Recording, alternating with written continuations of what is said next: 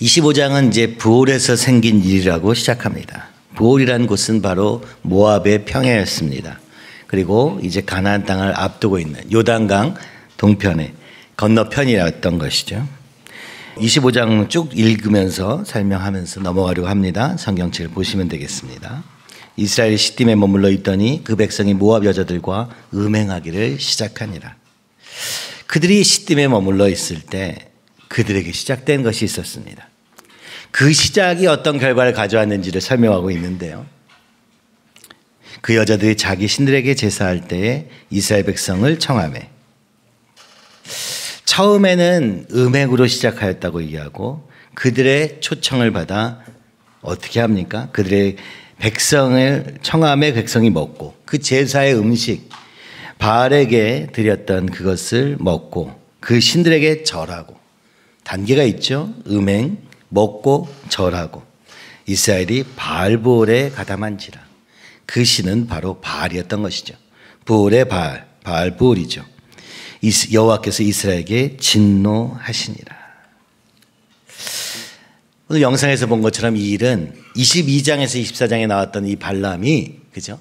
발락의 사주를 받아 이스라엘을 저주하려고 했으나 그의 입을 하나님이 바꾸시고 하나님 말씀하신 대로 선포하게 하셔서 세 개의 축복과 하나의 궁극적인 축복, 예수 그리스도에 대한 축복까지 하셨음을 우리가 지난주에 보았습니다.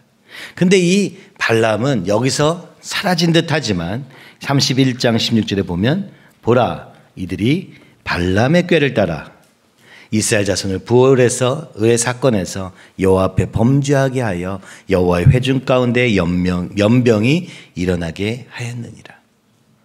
성경에는 이 순서상 여기에 적혀 있지 않지만 30절에 1절에 보면 이 저주하려던 발람이, 그죠? 발락에 많은 재물을 받지 않았습니까? 근데 저주는커녕 축복을 하지 않았습니까? 그러니까 아마도 돌려달라고 하지 않았을까요? 아니면 그 대가를 줄 수 없다고 하지 않았을까요? 모르겠습니다. 그러나 발람은 그때 꾀를 냅니다.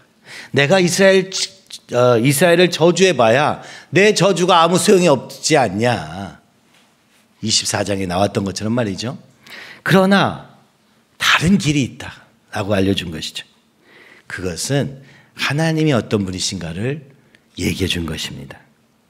하나님은 거룩하신 분입니다. 그러므로 거룩하지 않은 것을 견딜 수 없는 분이죠. 하나님이 거룩하니 너희도 거룩하라. 하나님은 계속 말씀하십니다. 그러나 그 거룩하신 하나님이 아무리 살아가는 백성이라도 거룩하지 않은 이스라엘을 받으실 수는 없다는 것을 알았던 발람은 이 모압 왕에게 설명했던 것이죠. 그래서 지금 모압 여인과 음행을 하고 있다는 것도 보여주면 결국 이 발락이 이 아름다운, 그죠? 말하자면 뭐랄까요?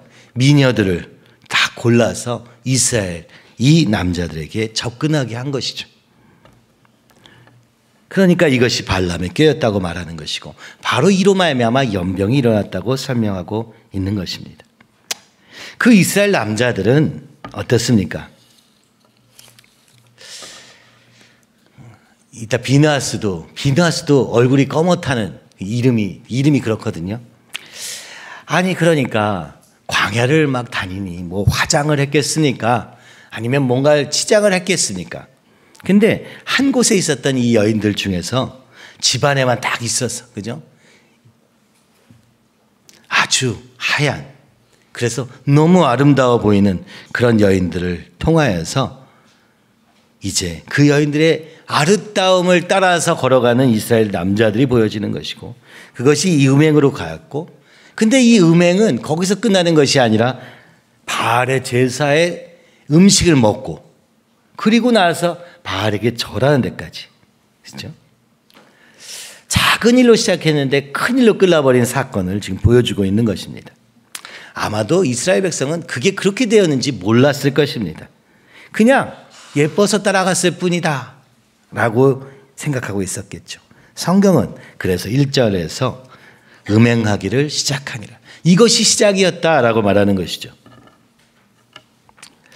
모압과 미디안이 지금 끊임없이 방해합니다. 그렇죠? 죄는 아주 작은 것에서부터 작은 유혹으로 시작된다는 것을 우리가 보게 되는 것이죠. 어제도 우리 생명교육, 성교육을 통해서 무엇을 보게 됩니까? 우리 인생에 있어서 가장 자극적인 요소, 성이라는 것. 하나님이 가정을 위해서, 생명을 위해서 주신 것이지만 그것의 유혹이, 그것의 강렬함이 우리를 때로는 하나님을 등지게도 하고, 그죠? 내 그 작은 욕구가 어떻게 하나님을 등지게 하는지는 우리의 삶에서 많은 경험을 하게 되는 것이죠. 우리는 그때마다 얘기합니다. 야, 그래, 그게 그렇게 중요하냐? 뭐, 그렇게 그게 문제냐? 그게 죄냐? 그게 아니라 작은 사건을 통해서 큰일로 순식간에 달려가는 우리 자신에게 문제가 있음을 성경은 얘기하고 있고 이것을 죄인이라 말하는 것이죠. 그래서, 그죠? 저도 생각해 보면, 그래서, 이게 이렇게 큰 문제인가? 했던 그 사소한 작은 일들로 인하여서 어떻게 하나님을 떠나게 되었는지. 기독교 학교를 다니면서, 그죠? 기독교 인문주의자의 책을 보다가 성령으로 말미암은 역사를 놓쳤던 일을 저는 볼 수 없었지만 저희 어머니는 보고 계셨고 바로 거기서부터 타락이 시작되었음을 나중에 들었을 때 저는 큰 충격이었습니다. 그래도 기독교라는 이름을 달고 있었기 때문에 그것이 성경은 무엇인가? 하나님은 누구신가? 기독교에 대한 이해라는 과목으로 들었을 때 너무나도 새로운 접근에 놀랐고 이성적인 하나님을 볼 수 있었습니다. 그러나 그 이성적인 하나님은 시대의 사상에 따른 하나님에 대한 해석이었던 것이지 성경과 같이 실제 하나님을 얘기하고 있지는 않다는 것을 알지 못했고 바로 이성주의 생각에 발을 들인 저는 이성적인 접근으로 하나님의 말씀에 대해서도 거절할 수 있게 되었다는 것을 아주 작게나마 계속해서 진행되었다는 것을 저는 알지 못했습니다. 제가 본 것은 어느 순간 하나님과 멀어져 있고 어느 순간 성경의 이야기가 말이 안 된다고 생각하는 저 자신을 보게 되었을 뿐이고 그 결과 세상의 모든 유혹에 내 자신을 던지며 길을 잃기 시작했음을 나중에 가서야 깨닫게 됐던 것이죠. 그렇습니다. 모압 평지에서 모압 여인들을 바라보다가 시작된 이것이 어떤 길로 가게 되는가 오늘 25장은 설명해 주고 있는 것이죠. 이와 같이 음행을 시작하며 바알을 숭배하기까지 이른 이 이스라엘 백성을 보면서 4절 5절 여호와께서 모세에게 이르시되 백성의 수령들을 잡아 태양을 향하여 여호와 앞에 목매어 달라 그리하면 여호와의 진노가 이스라엘에게서 떠나리라. 그래서 모세가 이스라엘 재판관들에게 이르되 너희는 각각 바알부올에 가담한 사람들을 죽이라. 하나님은 여기서 백성의 수령을 잡으라고 말씀하십니다.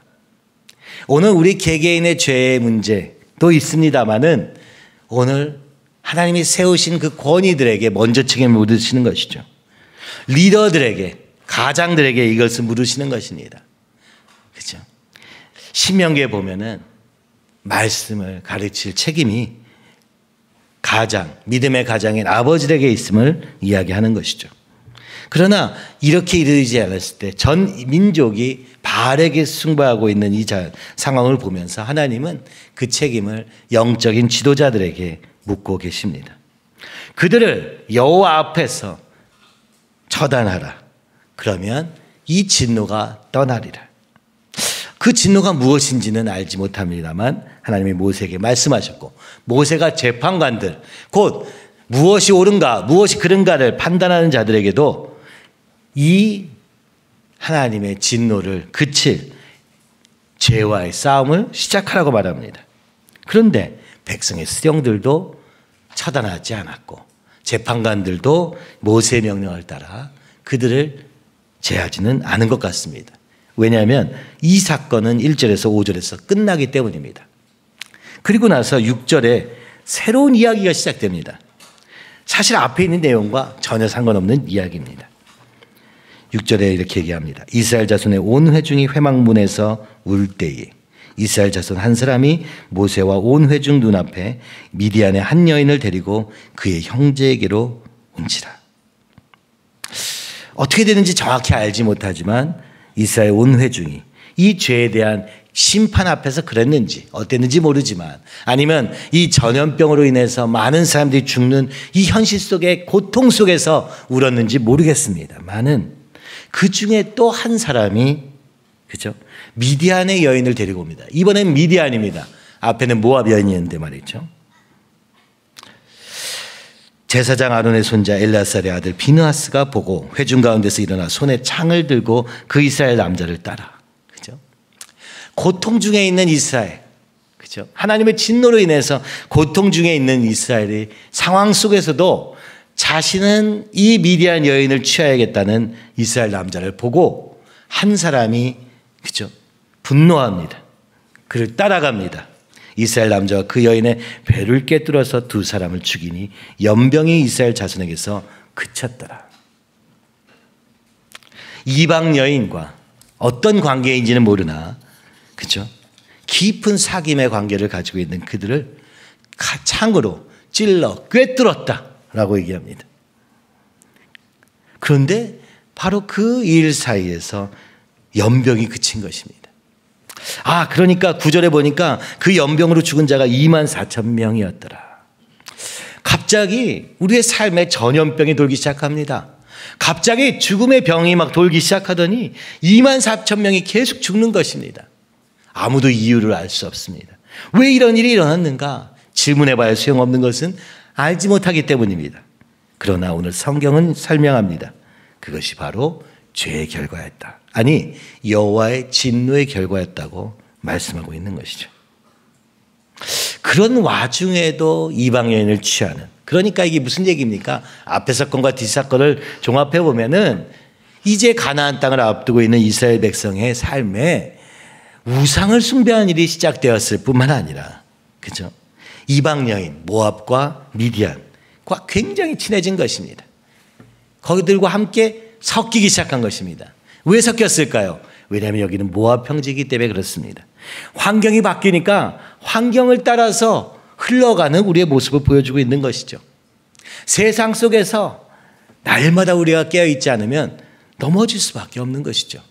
그 세상의 가치관을 공부해서 이루어지는 것이 아니라 그것이 우리 안에 흘러 들어오는 것이죠. 어제도 그 강의의 내용을 보니까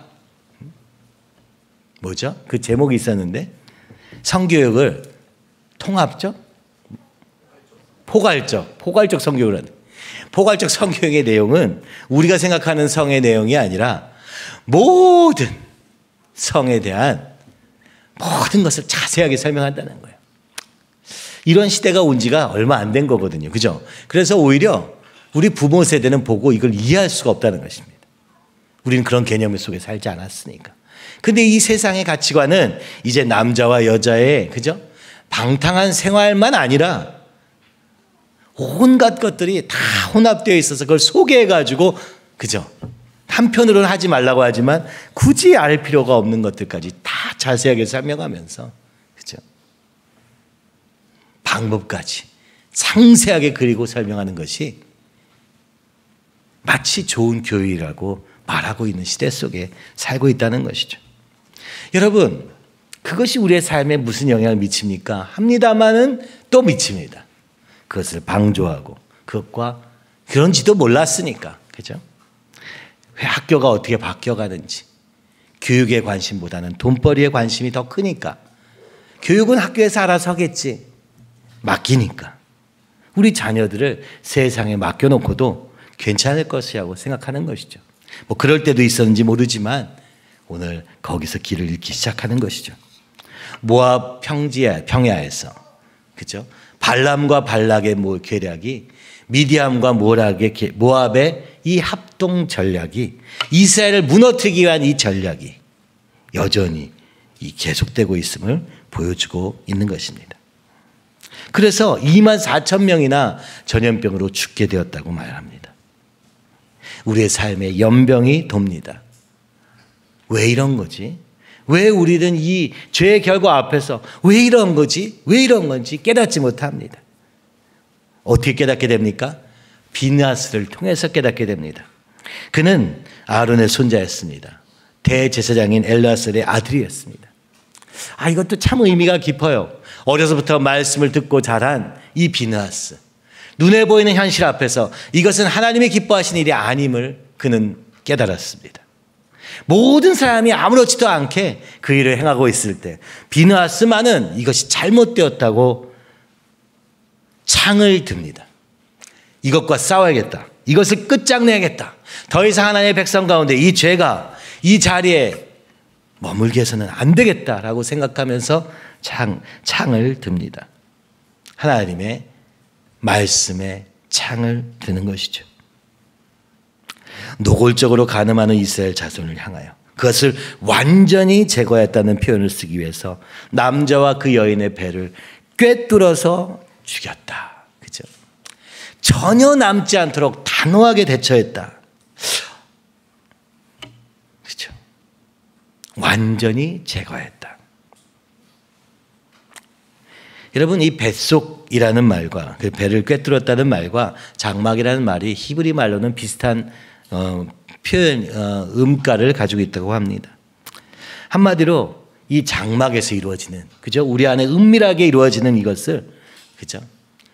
뱃속까지 꿰뚫었어. 이 창이 관절과 골수를 찔러 쪼개기까지 하는 하나님의 말씀과 같이 숨겨둔 장막 안에 있는 것 같이 완전히 진멸하였음을 오늘 보여주고 있는 것이죠.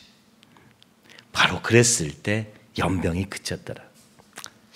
좋은 병원에 가서 좋은 약을 먹고 나을 것 같은데 그게 아니라 오늘 죄의 문제, 죄로 인한 결과는 죄를 해결함으로 그것을 단호하게 대처함으로만 끝남을 보여주고 있는 것이죠. 25장의 이야기는 모든 사람이 알고 있었던 내용이 아니라 이 현상들 뒤에 지금 해석하고 있는 것이죠. 누군가는 그것이 남의 탓, 네 탓이다라고 얘기했을 것입니다.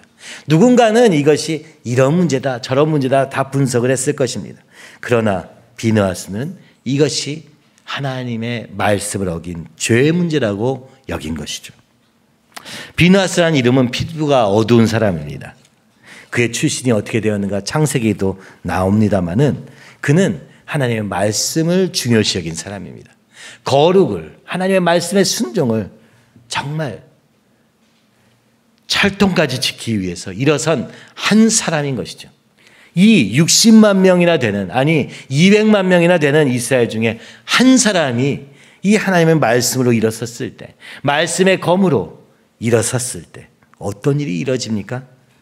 25장 10절에서 13절 여호와께서 모세에게 말씀하여 이르시되 제사장 아론의 손자 엘라사의 아들 비느하스가 내 질투심으로 질투하여 이스라엘 자손 중에서 내 노를 돌이켜서 내 질투심으로 그들을 소멸하지 않게 하였도다. 너무나 잔인한 장면인 것 같았어요. 왜 그런 것까지 뭐라고 하십니까? 라고 할 것 같았지만 하나님은 말씀합니다. 이대로 뒀더라면 다 죽을 뻔하였다. 그렇죠? 다 죽을 뻔하였다. 이 죄의 영향력이 어떻게 전염되어서 모두를 넘어뜨리는가? 하나님이 말씀하시며 거룩하신 하나님께서 거룩한 백성으로 삼으신 이스라엘이 죄를 향하여 달려가는 것을 볼 수 없는 그 하나님의 질투심으로 하나님이 비느하스를 통해서 일을 하셨다고 말씀하는 것이죠. 여러분, 20대의 혈기처럼 보였던 그 사건이 실제로는 하나님의 분노였다고 말씀하는 것입니다. 오늘날 우리는 이 믿음의 야성을 회복해야 합니다. 믿음이 고작해야 온 세상의 질서, 이 세상의 원리를 순응하며 그대로 사는 것. 그렇죠? 문제 안 일으키고 조용조용히 사는 것. 누구의 말도 잘 듣는 사람이 되는 것이라고 착각하는 것은 아닌지요.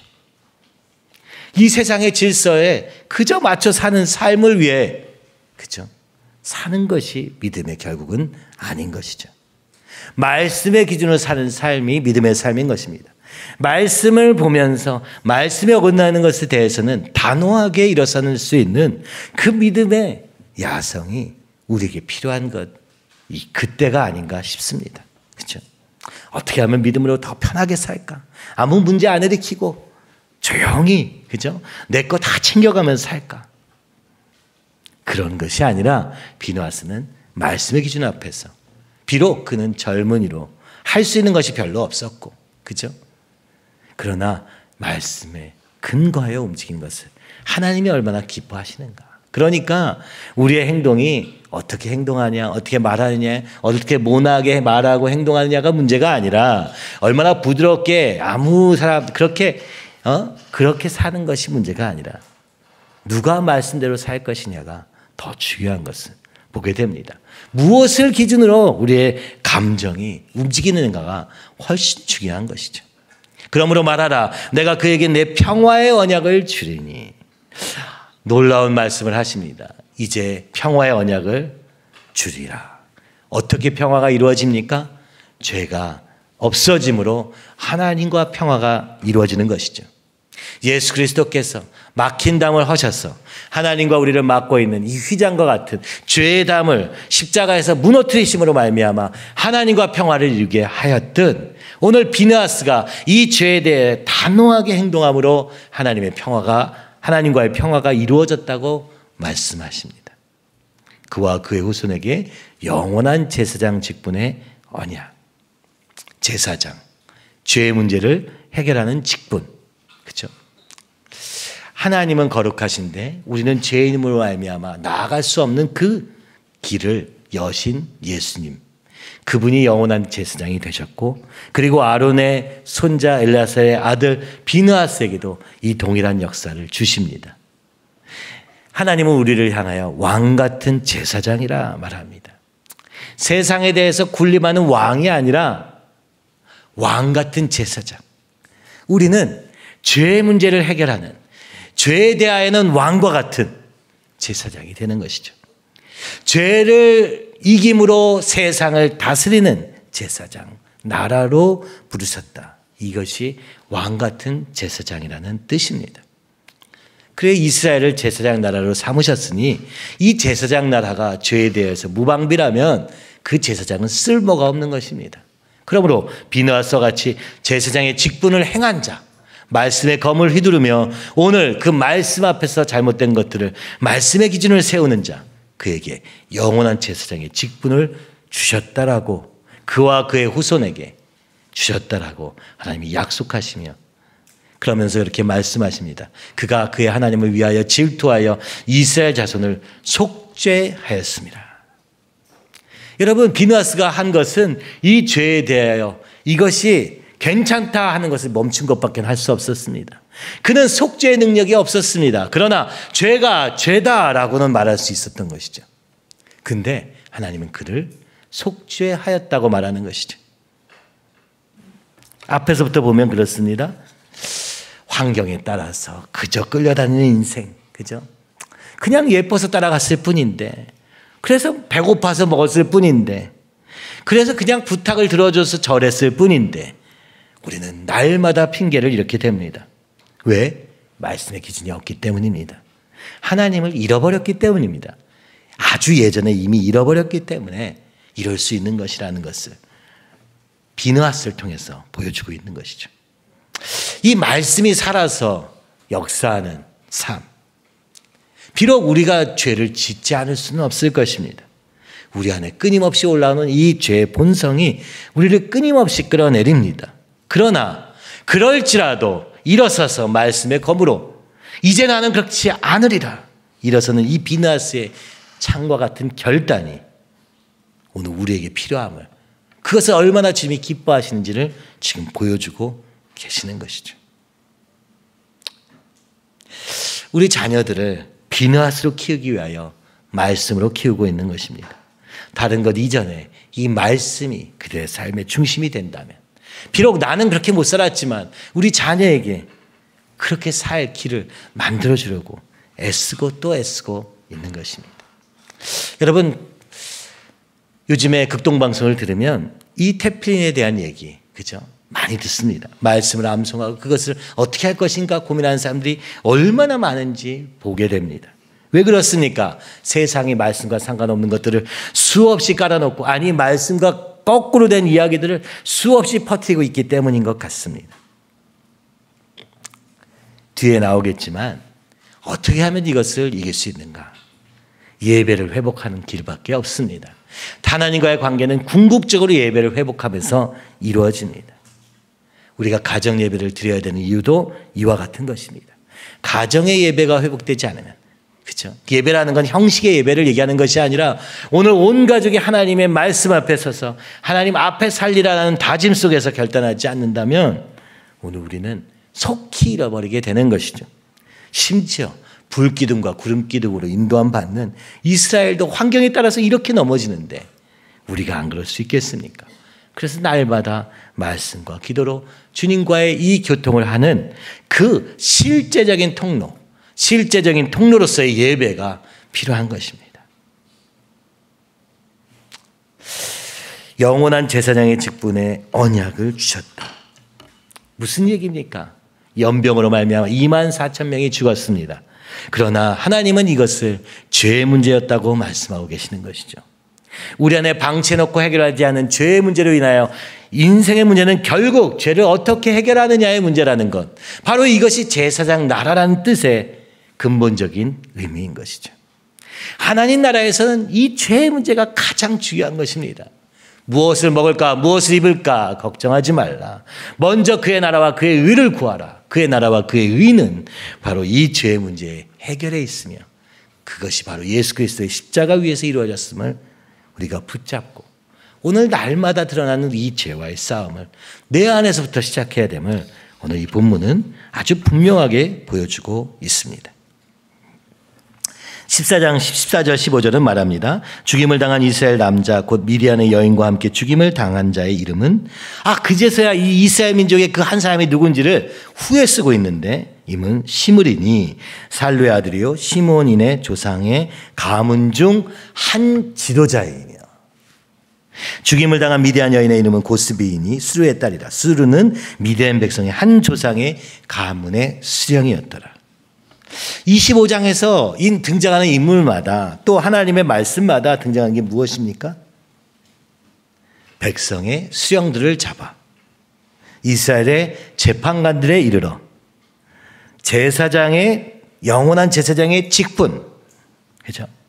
그리고 오늘 심지어 이 죽임을 당한 시므리라는 남자는 시므온 가문의 한 지도자였고 죽임을 당한 미디안 여인은 고스비인데 그도 미디안 백성의 한 조상의 가문의 수령이었더라. 아니 등장하는 인물마다 다 리더였던 것입니다. 다 지도자였던 것입니다. 그렇죠? 이것은 전체 이스라엘 백성이 한 가정의 지도자들이, 그죠? 한 가문의 지도자들이 타락함으로 말미암아 온 그 지파가 타락한 것을 보여주는 것이죠. 그들이 먼저 시작했는지, 그들 안에서 이것이 허용되어서 시작되었는지 모르지만은 결과적으로는 계속 설명하고 있는 것입니다. 무엇입니까? 한 사람의 죄로 인하여, 그죠? 특별히 내가 믿음에 정말, 그죠? 한 사람을 일어서기를 원한다면 비느하스처럼 쓸 것인가? 아니면 다른 사람들처럼 리더라는 이름은 가졌으나 죄로 인해서 무너져서 다 같이 무너지는데 방치하고 방관하는 그런 한 사람이 될 것인가? 아니 오히려 주도하는 그런 한 사람이 될 것인가? 얘기하고 있는 것 같습니다. 여러분 오늘 본문은 진짜 하나님의 리더들은 더욱 깨어있어야 한다고 말하는 것이죠. 더욱 깨어있지 않으면 안 된다라고 말씀하는 것이죠. 왜요? 결국 책임을 그들에게 물을 것이기 때문입니다. 오늘 내가 진짜 하나님께 중요한 사람이 되고 싶습니까? 그렇다면 이 죄에 대해서 깨어 있어야 합니다. 그리고 책임져야 합니다. 그렇죠? 우리의 자녀들에 대해서 책임져야 합니다. 오늘 우리의 사랑방원들에 대해서 책임져야 합니다. 적어도 할 수 있는 게 별로 없습니다. 그들이 그 행동을 하지 못하게 하는 것은 할 수 없지만 비느하스처럼 말씀의 검으로 들고 일어서 이것은 아니다 라고 나타낼 수는 있어야 되지 않겠습니까? 쫄아서 두려워하며 비겁하게, 그죠? 타협하고 많은 그런 믿음의 사람은 절대로 리더가 되어서는 안 된다고 말하고 있는 것 같습니다.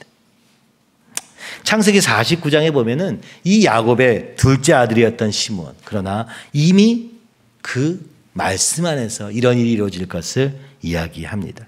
시몬과 레위는 형제요 그들의 가는 폭력의 도구로다. 그 당시에 이 시몬과 레위가 어떤 폭력적인 행동을 했는지는 창세기에 나와 있습니다. 네오나 그들의 모의에 상관하지 말지어다. 내 영광아 그들의 집회에 참여하지 말지어다. 그들이 그들의 분노대로 사람을 죽이고 그들의 혈기대로 소의 발목 힘줄을 끊었음이로다. 그 노여움이 혹독하니 저주를 받을 것이요 분기가 맹렬하니 저주를 받을 것이라. 내가 그들을 야곱 중에서 나누며 이스라엘 중에서 흩으리로다. 흩어질 것을 예언하셨던 그들, 그죠? 그러나 레위 지파는 하나님의 구별된 제사장의 직분을 얻게 되었고, 그러나 그 죄를 짓고 방관했던 시몬 지파는, 그죠? 이제 이 12지파 둘째 아들이니까 얼마나 중요한 자리에 있었습니까만은 이제 신명기 33장 모세 고별 설교 때도 이미 제외되었습니다. 아마도 이 일 때문이었던 것 같아요. 일단 지파의 수가 반 이상 줄어들었죠. 그리고 모세가 마지막으로 유언처럼 남긴 설교에서도 이 지파를 제외시켜 버립니다. 가나안에서 기업을 받았으나 거기서 싸우지 못하고 밀려나가지고 결국 유다 지파에 흡수되고 맙니다. 자신에게 주어진 땅조차 얻을 수 없었습니다. 왜요? 하나님이 주시지 않아서가 아니라 싸우지 않아서. 여호수아 19장에 나옵니다.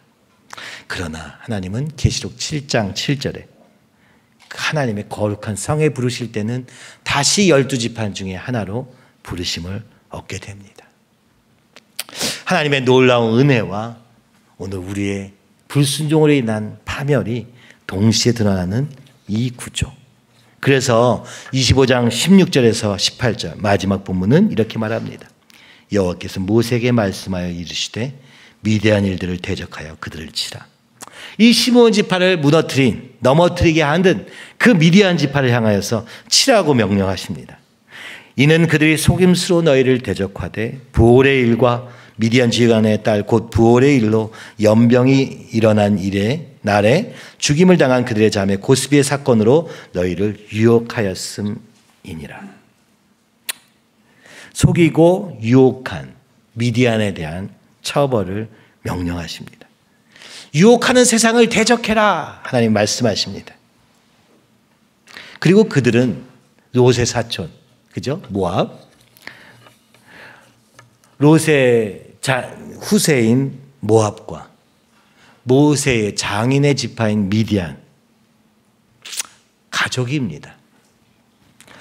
마태복음 10장 34절에서 39절은 예수님께서 이렇게 말씀하십니다.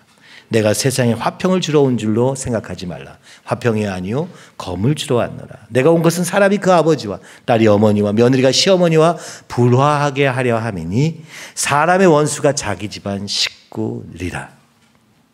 사실 이스라엘은 역사 속에서 이 일을 계속 경험하여 왔습니다. 또 오늘도 경험하고 있죠. 모압과 미디안, 바로 그들로 인하여서 가족이지만, 그렇죠?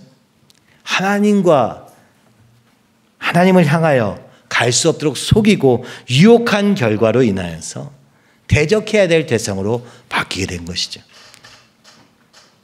아버지나 어머니를 나보다 더 사랑한 자는 내게 합당하지 아니하고 아들이나 딸을 나보다 더 사랑한 자도 내게 합당하지 아니하며 또 자기 십자가를 지고 나를 따르지 않는 자도 내게 합당하지 아니하니라. 자기 목숨을 얻는 자는 잃을 것이요 나를 위하여 자기 목숨을 잃는 자는 얻으리라. 그렇게 사랑하는 우리의 부모와 자녀, 그러나 이 가족이, 그렇죠? 하나님의 말씀 앞에 설 수 있도록 대적하지 않으면 안 된다는 것이죠. 한번 믿었더니 우리 가족은 절대 흔들리지 않고 믿음대로 가더라 하는 일은 없기 때문에, 한번 결단하고도 또 내 안에 다시 이 죄의 이 유혹이 올 때 속고 유혹에 무너질 수밖에 없는 연약한 우리이기 때문에 이 말씀의 검을 들지 않고는 결단코 끝까지 승리할 수 없으며, 자기 목숨을 잃는 것 같은 상황이라 할지라도 그 내 목숨을 말씀에 거느리지 않으면 우리는 실패할 수밖에 없는, 때로는 그 말씀이 우리가 도저히 이룰 수 없는 일인 것 같이 보인다 할지라도 죽으면 죽으리라 하는 마음으로 그 말씀을 향하여 달려가지 않으면 안 되는 죄인의 이 상태에서도 그 말씀에 소망을 두고 그 살리실 예수님에게 소망을 두지 않냐면, 그죠? 그리고 손쉽게 좋은 게 좋은 거다 하고 산다면 넘어질 수밖에 없음을, 아니 넘어졌음을 지금 보여주시며 대적하라고 말씀하고 있는 것입니다.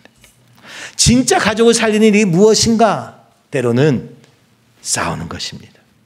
때로는 가만히 있지 않는 것입니다. 하나님의 말씀과 위배될 때 때로는 대적해야 되는 것입니다. 속지 말아야 되는 것입니다. 유혹을 이겨내야 되는 것이다. 오늘 주님은 이렇게 말씀하고 있는 것입니다. 25장의 내용은 지금 발람의 또 다른 계략, 바로 우리 죄로 인해서 넘어지게 만드는 세상의 유혹과 속임수에 대한 내용이었습니다. 22장부터 24장까지는 그죠? 사단이 공중권세 잡은 자가 막 이 발람을 이용해서 이 이스라엘을 저주하려고 할 때 그 싸움은 하나님이 하십니다. 그 싸움은 하나님이 막으십니다. 근데 동시에 우리가 해야 될 것은, 그러니까 난 다 됐다가 아니라 오늘 내 안에서 일어나는 이 작은 죄와의 싸움을 싸우지 않는다면 내 스스로 무너질 수도 있다는 것을 보여주는 것이고, 방치함으로 인하여 가정 안에서 이 죄가 장막 안에 있는 것처럼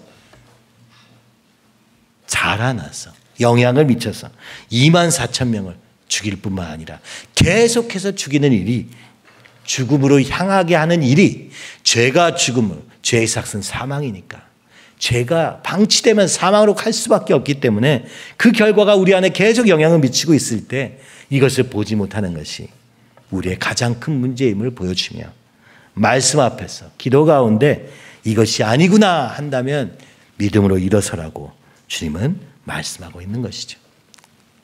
외부의 적은 승리하였으나 내 안의 적은 이길 수 없는, 여러분 이것이 오늘날 교회의 무력감이 아닌가 싶습니다. 하나님은 오늘도 이 한국을 통하여 일하시기 원하시며 선교 한국을 외치게 하셨고 기도하게 하셨습니다.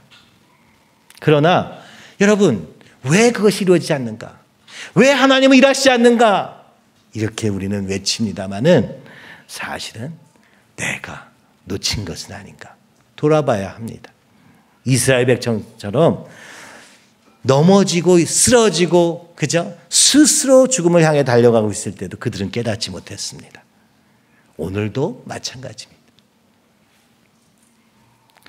하나님은 발람을 통하여 축복의 예언을 말씀하시고 놀라운 하나님의 역사하심을 지금 곧 실행하리라 말씀하시지만, 그러나 그 순간 넘어지고 마는 이스라엘의 모습을 통하여 하나님의 놀라운 능력과 우리의 정말 가능성 없는 이 죄성, 정말 어떻게 해도 안 되는구나 하는 죄성을 동시에 지금 보여주고 계십니다. 하나님의 축복이 왜 우리의 삶에 임하지 않는가? 오늘 내게 남겨진 이 우상 숭배 때문이라 말씀하시는 것이죠. 그러므로 비느하스가 필요하다. 오늘 우리가 내 안에서부터 이 비느하스로 말씀과 성령 앞에서 오늘 단호하게 일어서는 것이 필요함을 계속해서 보여주십니다. 조금 더 넓게 보면 이런 내용을 볼 수 있습니다. 하나님이 발람을 통하여서 하나님의 축복의 예언의 말씀을 보여주십니다. 근데 어떻게 이렇게 실패할 수 있는가? 우리는 이런 생각이 듭니다. 그러나 이것도 더 큰 하나님의 계획의 일부인 것을 우리는 출애굽기를 통해서 보게 됩니다.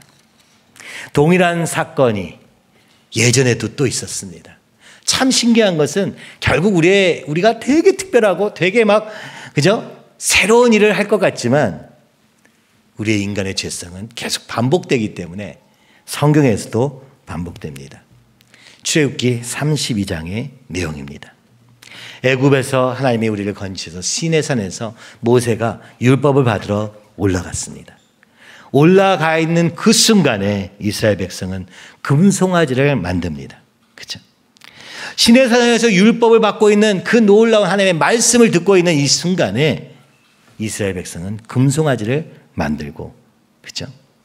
그래서 3,000명이 즉시 죽게 됩니다. 그리고 거기서 레위 지파가 등장하게 되는 것을 보게 됩니다. 동일하게 오늘 25장에서는 가데스에서 모압 평지, 곧 가나안 땅 바로 앞에서 이제 하나님이 발람을 통해 축복하시며 하나님이 일하실 것을 보여주셨습니다. 하나님의 계시가 주어진 그 순간에 동시에 우상 숭배하는 이스라엘 백성. 오늘 부올바알 이를 통하여서 이스라엘 백성은 또 우상을 숭배하고 있었습니다. 조금 이해가 되는 부분은 모세는 시내산에 올라가서 율법을 받는 동안에 모세가 안 오니까 죽었나 보다 하고 금송아지를 만들었던 것이죠. 이제 우리는 어떻게 하랴 하고 그는 금송아지를 섬긴 것이죠. 오늘도 마찬가지입니다. 발람의 축복을 이스라엘 백성은 알 수 없었습니다. 그러나 바로 그 약속의 땅 앞에서 바알을 숭배하고 있는 이 한심한 이스라엘 백성의 모습이 오늘 우리가 작은 유혹에 굴복하는 우리의 모습이라고 보여주고 계십니다. 그 결과는 사망입니다. 그 결과는 이 죄의 결과는 사망으로 이를 밖에 없는데, 이렇게 되는 상황 속에서 하나님은 또다시 비느하스 영원한 제사장의 직분을 세우십니다. 무슨 얘기입니까? 이스라엘 백성에게 1세대의 이 마지막에 2세대에 향해서 보여주고 있는 것이죠. 너희가 가나안 땅에 가서 싸울 때 철병거로 싸우는 게 아니다. 그죠? 무기로 싸우는 게 아니다. 너희를 하나님의 백성이 된 것은 이 땅을 차지해가지고 거대한 제국을 이루고 떵떵거리며 살기 위해서 있는 것이 아니라 오늘 이 백성은 제사장 나라다. 이 백성은 죄와 싸움을 위해서 선택한 하나님의 백성이다. 하나님의 선택하신 이유가 바로 이것이다. 하나님은 거룩하나 인간은 거룩하지 않기 때문에 죄를 사랑하고 죄에 허우적대면서도 그로 인해 죽고 있으면서도 끊임없이 고집하는 이 미련하고, 그죠? 답답한 우리의 죄성, 그 한계 속에 묶여진 정말 길없는 존재임을 다시 한번 붙잡고, 그러므로 우리가 할 수 있는 것은 내 자신을 바꾸는 것이 아니라 하나님 앞에 매달려, 그죠? 주님의 말씀 앞에서, 그죠? 단호하게 선포하는 것입니다. 우리 인간 중에 의인으로 살 수 있는 사람은 없습니다. 우리가 죄와의 싸움하면은 내가 바뀌어서 의로운 사람이 돼야 된다고 또 착각합니다. 그럴 수는 없습니다. 우리는 의인이 될 수 없습니다. 그렇죠? 의롭다 하심을 입었으나 그것은 예수님의 보혈을 의지하기 때문에 하나님 우리를 의롭다고 하시지만 우리는 의롭지는 않습니다. 의로움은 예수님이 다시 재림하실 때 천국에서 우리의 형질이 완전히 바뀌어질 때 그때 우리는 의로워질 것입니다. 예수님의 보혈의 능력으로, 그 십자가의 능력으로 말입니다. 그러나 오늘 우리 땅에서는 그렇지가 못한 거예요. 못합니다. 못하다고 해서 포기할 필요는 없습니다. 그러나 저 높은 곳을 향하여 날마다 달려갑니다. 이것이 믿음의 사람의 고백입니다. 죄가 제로가 될 수는 없겠으나 드러난 죄 앞에서 어차피 난 죄인이니까 하며 비겁하게 도망다니는 인생이 아니라, 그러나 주님 우리를 위해서 우리를 사랑하시고 인도하신다고 약속하셨으니 그 약속을 붙잡고 영원한 제사장의 언약을 붙잡고 오늘 말씀으로 일어섭니다. 성령으로 일어섭니다. 주님 힘을 주시고 이 싸울 힘도 주님 허락하여 주셔서 일어서게 하여 주시옵소서. 말씀과 성령의 역사 외에는 이런 일이 일어날 수 없는 것이죠. 이 비느하스, 그가 의로웠다 하는 것이 아닙니다. 그러나 그는 말씀으로 훈련되어 있었기에, 그죠? 말씀 앞에서 아닌 것은 아니다 라고 말할 수 있는 용기가 있었던 것입니다. 우리의 머릿속에는 말씀도 있지만 세상의 영향이 훨씬 큽니다. 그죠? 그것이 부모의 영향일 수도 있고 세상 이론의 영향일 수도 있습니다. 그런 속에서는 왜 연병으로 24,000명이나 죽어야 되는지 알 수 없습니다. 우리의 삶에 여전히 해결되지 않은 문제들이 계속 남아있는데도 괜찮다, 괜찮다. 주님이 하실 거다. 해봐야 소용없습니다. 오늘 만약 주님이 우리에 나타나셔서 계시로 이것이 문제다라고 말씀하시는 것이 어쩌면 오히려 축복입니다. 오늘 이 연병이 끝날 수 있는 길이기 때문에 그렇습니다. 주님 우리의 눈을 열어서 보게 하여 주시옵소서. 우리 삶에 남겨져 있는 이 연병, 이 죄의 영향력에서 이제 끊어 주시옵소서. 이제 진멸 중에도 진노 중에도 우리를 살려 주시옵소서. 그 길은 오직 말씀밖에는 없는 것이죠. 조금 더 나아가서 이 이후의 장들을 잠깐 보면 이 시내산에서도 하나님의 계시, 율법, 십계명이 내려지고 금송아지를 섬깁니다.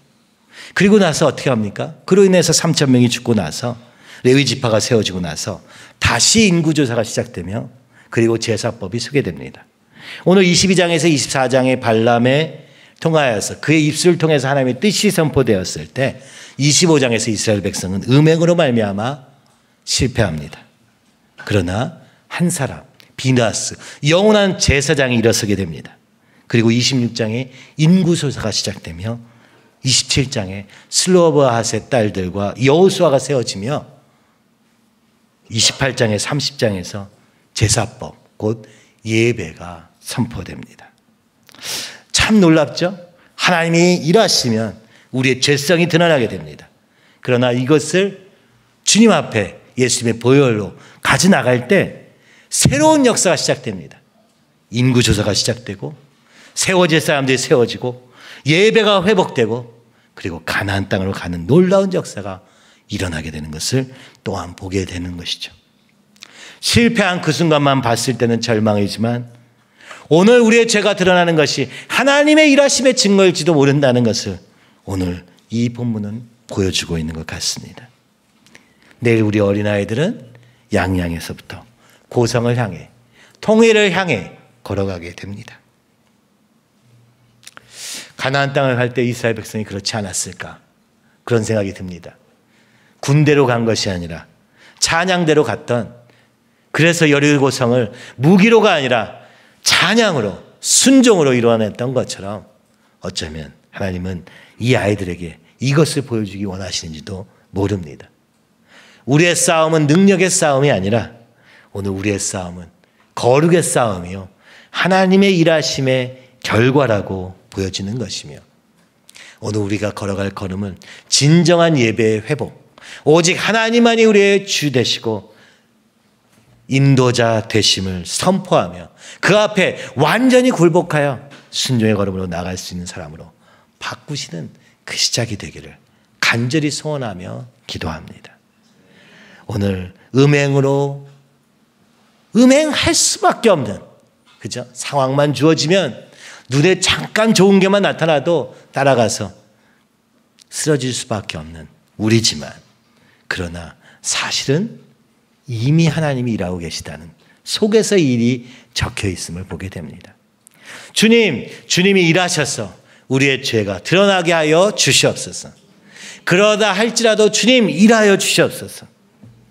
아무 의미 없이 인생을 허송세월하며 사는 인생보다 우리의 죄가 드러나고 이 죄와의 싸움 속에서 치열하게 살다가 하나님이 역사하시는 그 주님의 통로가 되는 것이 더 영광스러운 것 아니겠습니까?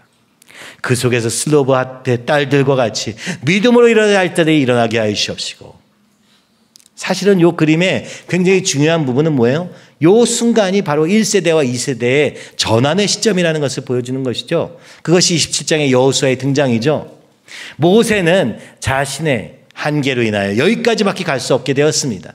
이미 선포되었습니다. 모세는 기도합니다. 주님, 나는 여기서 끝나더라도 주님, 이 백성을 인도할 자를 세워 주시옵소서.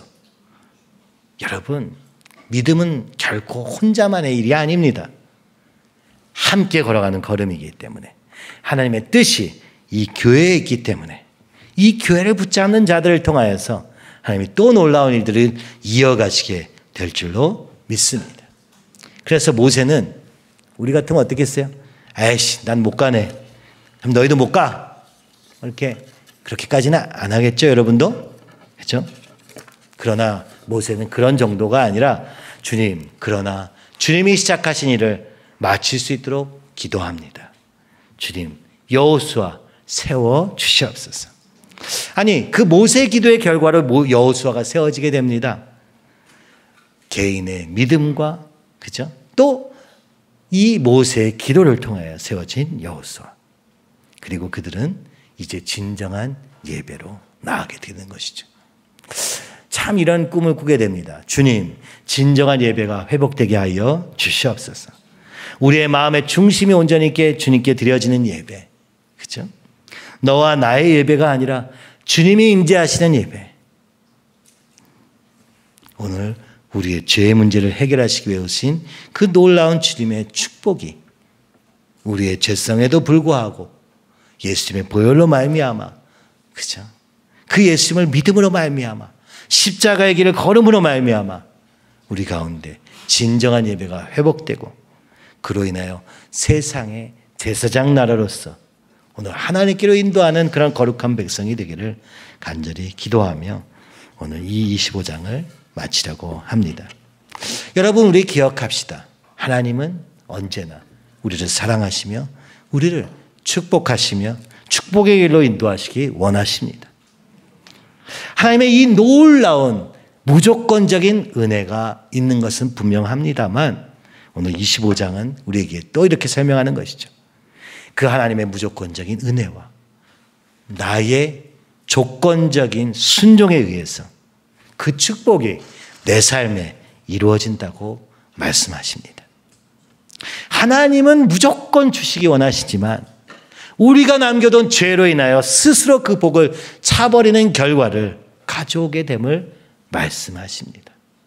그러므로 오늘 그 축복을 막고 있는 우리의 죄가 드러나는 것이야말로 회복의 기회요, 새롭게 거듭날 기회인 것입니다. 막연한 믿음에서 이제는 떠나 이 놀라운 하나님의 축복이 여러분의 삶과 제 삶과 여러분의 가정과 제 가정과 또 우리 교회와 이 땅의 세상 위에 있기를 간절히 소원합니다. 우리가 나라도 걱정하고, 그렇죠? 이 세상도 걱정해야 됩니다만은 저는 이렇게 생각합니다. 내가 싸워야 될 죄가 뭔가를 먼저 볼 수 있지 않으면 혹시나 우리가 남 걱정하는 것이, 그렇죠? 절대로 현실이 될 수 없는 것입니다. 우리는 힘으로 싸우는 것이 아니고 전쟁으로 싸우는 것이 아니라 죄와 싸우고 있기 때문입니다. 주님은 지금 오늘 우리에게 거대한 사명 이전에 내 안에 있는 욕심과 싸우라고 말씀하고 계시는 것입니다. 어차피 거대한 일은 이미 하고 계시는 것이 저는 느껴집니다. 우리가 지금 북한을 향해서 가고 있구나. 우리가 지금 땅끝을 향해서 가기를 원하시는구나. 징조가 계속됩니다. 그러나 그것은 하나님이 하시는 것입니다. 근데 그 하나님이 하신 일을 볼 수 없다면 그 자리에서도 지금까지 그래왔던 것처럼 내 것으로 바꿔먹고 내 욕심으로 바꿔먹고 그 가운데 하나님이 일하실 수 없었던 것입니다. 이제 주님은 우리를 깨끗하게 하여 더 깨끗하게 사용하시기 위하여, 그렇죠? 제사장 나라의 가장 큰 덕목은 정결입니다. 거룩입니다. 하나님이 거룩하시기에 오늘 우리도 거룩함으로 그 죄 문제를 해결함으로 이 세상을 변화시키는 교회로 삼으시기는 원하시는 주님 앞에서 오늘 다른 사람 전에 먼저 내 죄와의 싸움을 단호하게 싸우고, 그러나 그 속에서 비누와 싸워같이 믿음을 일어나 말씀을 일어나 성령을 일어나 오늘 주님의 놀라운 사명을 붙잡게 되는 이런 놀라운 역사가 있기를 간절히 소원합니다. 우리 아이들도 세상의 욕심으로 키워지기 전에 사명의 사람으로 바뀌어지기를 너무 간절히 소원하며 기도합니다. 주님, 다른 어떤 것보다 주님의 뜻을 알게 하여 주시옵소서. 주님의 사람으로 세워지는 놀라운 이 역사가 있도록 주님 인도하여 주시옵소서.